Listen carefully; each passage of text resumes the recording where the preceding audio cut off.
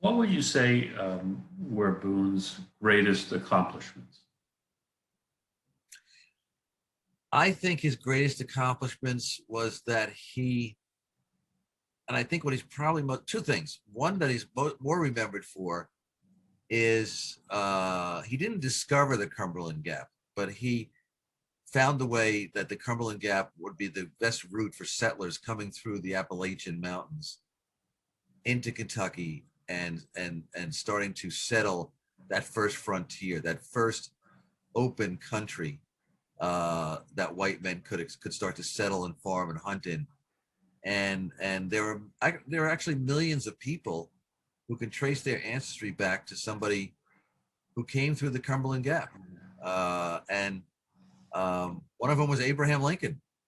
Not Abraham Lincoln, the president, but his grandfather was led by Daniel Boone through the Cumberland Gap, and eventually he had married, gave birth to a son, who in turn his wife gave birth to the 16th president of the United States. I think the other thing that Boone is known for, though not as well, and I think our book Blood and Treasure really, I hope, will correct that, is he played a rather important role in the War of the Revolution for the United States. It's most of our attention on the American Revolution has been focused on the East Coast, or what was happening in Boston, New York, Virginia, New Jersey, to some extent the Carolinas. There was a second front to the American Revolutionary War.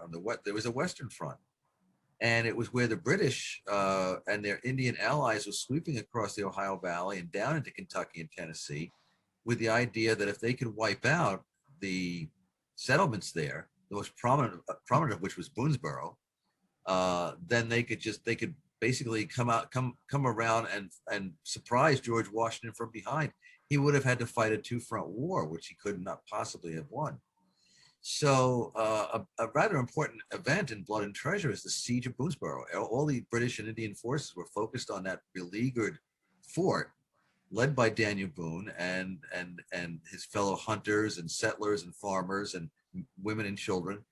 And if they had not successfully survived, if they had not successfully defended that fort, the entire Western Front would have collapsed, and the American Revolution may have turned out quite differently.